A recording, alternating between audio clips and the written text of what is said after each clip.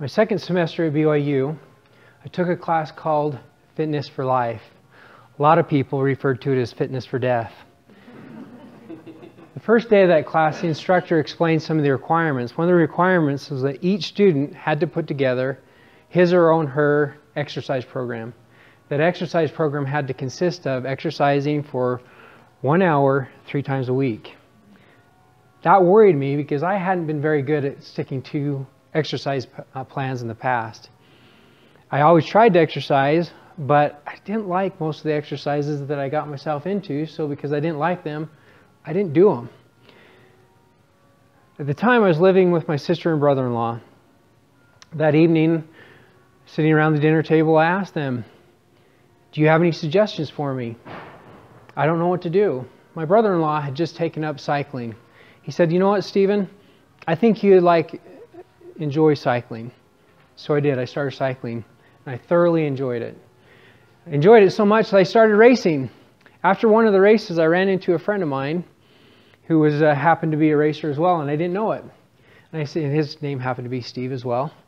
I said, "Hey, Steve, why don't we start training together? I could use a training partner." And he said, "You know what? I don't really like to road bike all that much. I only do it to train for my mountain biking." He says, "Why don't you come and go mountain biking with me?" I said, "Well, I don't have a mountain bike." He says, "Well, I happen to have an extra one." So I started mountain biking. That was 26 years ago. I've been mountain biking, road biking, snow biking ever since then. Just recently started snow biking. I'd like to tell you about some of my favorite rides. We have a unique neighborhood where we have a lot of cyclists. A lot of couples that cycle. One of my friends puts together a ride that he calls Holly's Birthday Biking Bash, or the HBB.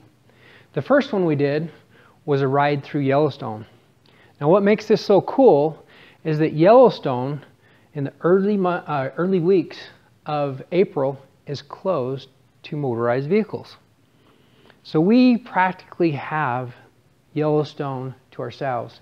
There are a few contract vehicles that they allow through, but for the most part, it's just us, the bison, the elk, and the snow. We start in West Yellowstone, and we ride from West Yellowstone to Gardner, Montana. Gardner, Nevada would be a long ways, right? So try to picture this. Yellowstone. I don't know how many have been there, but if you go during the summer, what's it like? It's packed. People all over the place, congested, trying to get from one place to the next. Now picture this. You're on a bicycle. There's no one around. There's not even, when you get in deep in the park, there's not even other cyclists. You can pull over at the hot pots. You're the only one there. It's kind of surreal because you can hear nothing except the sounds of the wildlife around you. Snow on both sides this high. The last time we went, coming out of Gardner, Montana, snow was so high we had a herd of bison in front of us. They couldn't move out of our way because the snow was too high on the side, so we ended up herding them for about 10 miles, keeping a safe distance from us and them. The second event that I really enjoy cycling is every 4th of July, we get together as a group of friends for a barbecue. After the barbecue, we strap the lights on our bikes and we ride from my friend's house in South Provo to LaVell Edwards Stadium. Now this is all of my family members, from my oldest down to my youngest. I'll put her back on a tandem. I've got several bikes. She'll ride on the back of a tandem and we'll watch the fireworks at Stadium of Fire. I also started mountain biking with my son. Now, I don't want to make you think that I haven't tried with my daughters. I have. My one daughter, we got into a mountain bike ride. We made it about 100 yards and she's like, "Dad, this isn't for me." But I've started my son at 11 years old and I've been mountain biking with him ever since. Another tradition that we have in this neighborhood is that 7 years ago we started doing the Cache Valley Century. This last Saturday, I completed the Cache Valley Century. It was my 7th time. I'm like a kid before Christmas. I can't wait. The week before, I can hardly anticipate the joy that comes from that ride. And it's just not because of the exercise, it's the social event. We ride, we chat, we joke with each other, we give each other a hard time, and we just have a good time.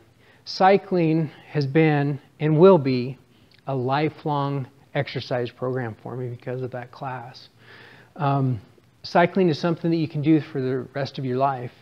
You can do it all year round.